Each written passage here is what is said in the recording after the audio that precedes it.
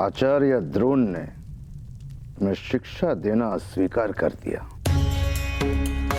हाँ, क्योंकि ना ही मैं राजपुत्र हूं और ना ही उनका पुत्र।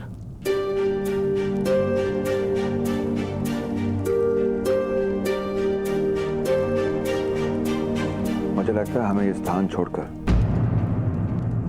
कहीं और जाकर बस जाना चाहिए। कहाँ जाएंगे पिताश्री? कहाँ जाएंगे?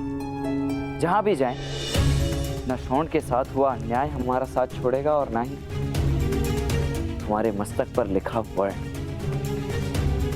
हम जहां भी जाएंगे वहां भीष्म और द्रोण होंगे, किसी भिन्न रूप में, किसी भिन्न वेश में। हमें ये युद्ध यहीं लड़ना होगा, यहीं जीतना होगा। मूर्खों की भांति बातें ना करो कर्ण। यदि अन्याय को न स्वीकार करना मूर्खता है तो हाँ, मैं मूर्ख हूं।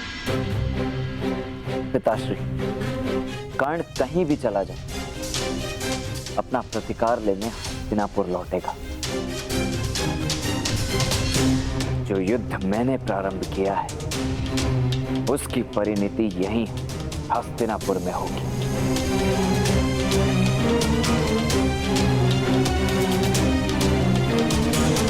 कर्ण का परिचय उसका ये संग्राम होगा। ब्राह्मण, क्षत्रिय, शूद्र, वैश्य का शताब्दियों से चला आ रहा ज्ञान नहीं, धनुर्धर तो मैं बनकर रहूंगा।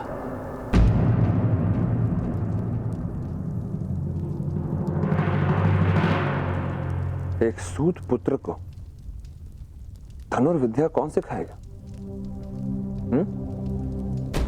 कौन तुम्हें महामहिम भीष्म और आचार्य द्रोण के समक्ष लाकर खड़ा कर पाएगा?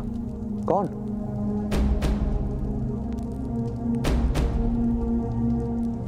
वही जिसने आचार्य द्रोण और गंगा पुत्र भीष्म को सिखाया है।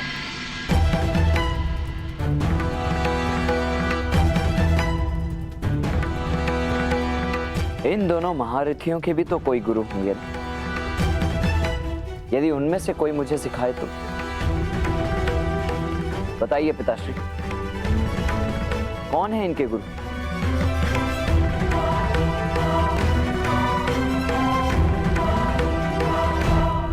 वो दोनों भिन्न नहीं हैं।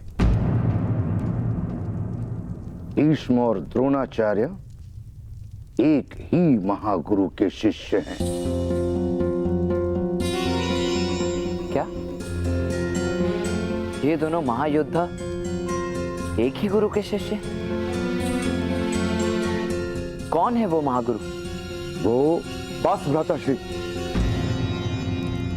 भोजन करते समय बातें करना ठीक नहीं है, आराम करें। आप बताइए तो, कौन है आचार्य द्रोण और भीष्म के गुरु?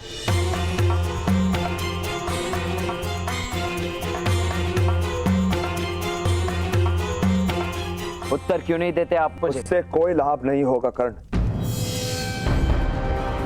उसे जानने तो दो। बस भ्राता, आप पहले ही कर्ण को पर्याप्त बिगाड़ चुके हैं और हर प्रश्न का उत्तर जानने के लिए हर कोई पात्र नहीं होता। यदि आपने कर्ण से इस विषय में बात की तो मेरा मरा हुआ मुख देखेंगे आप।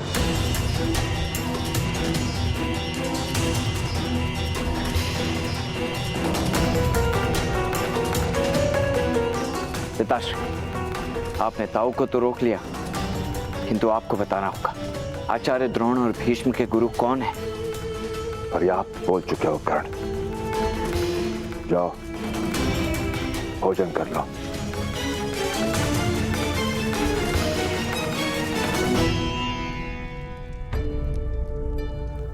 भीष्म और आचार्य द्रोण जैसे महायोद्धाओं के गुरु एक ही है, कौन हो सकते हैं? परशुराम, मेरे भगवान परशुराम, मेरे आराध्य परशुराम। वो परशुराम जिन्होंने इस धरा को 21 बार क्षत्रिय विहीन किया, 21 बार, और अपने शस्त्र और शास्त्र का ज्ञान मुझे सौंप दिया। आज मैं तुम लोगों को अपने आराध्य परशुराम की सिद्धियों का उदाहरण देता हूं। सोचो, यदि युद्ध भूमि में युद्ध के मध्य तुम्हारे अस्त्र टूट जाएं, तब क्या करोगे?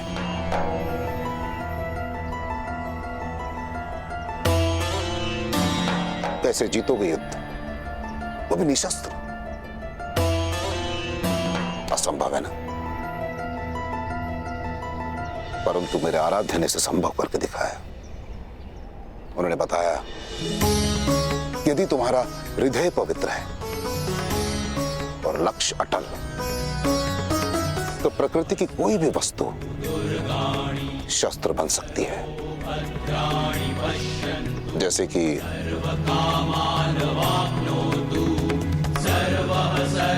ये घास,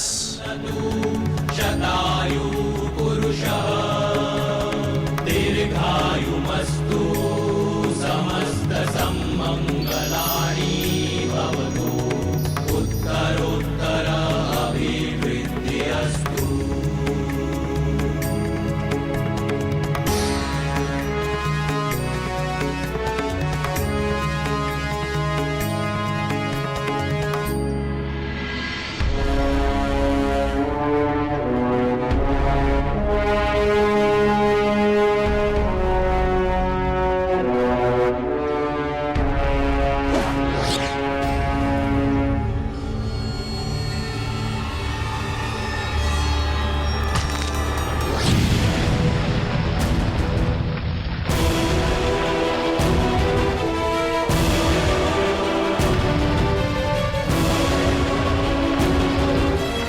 इसे कहते हैं ऐच्छिका अस्त्र।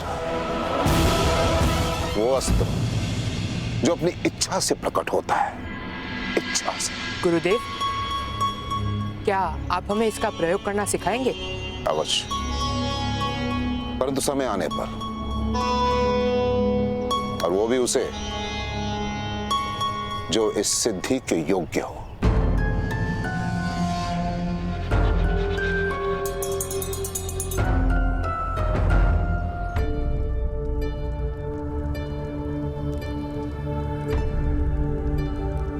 अब तुम्हारा मन शांत है पुत्रकर्ण? नहीं माता, परंतु मन में लक्ष्य का आवाहन अवश्य कर लिया है। मैंने निर्णय कर लिया है माता। भले ही पिताश्री क्रोधित हों, मैं आचार्य द्रोण के गुरु को अवश्य ढूंढ कर रहूंगा। उनसे शिक्षा प्राप्त करके ही रहूंगा।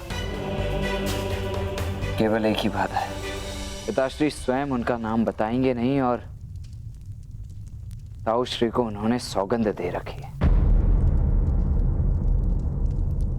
तुम्हारे पिताश्री ने तुम्हारे ताऊ को सौगंध दी है तुम्हें कुछ बताने से, किंतु मुझे नहीं।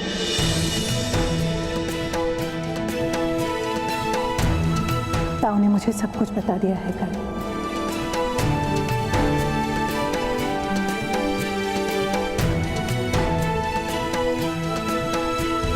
तो बताइए माता, कौन है वो महागुरु?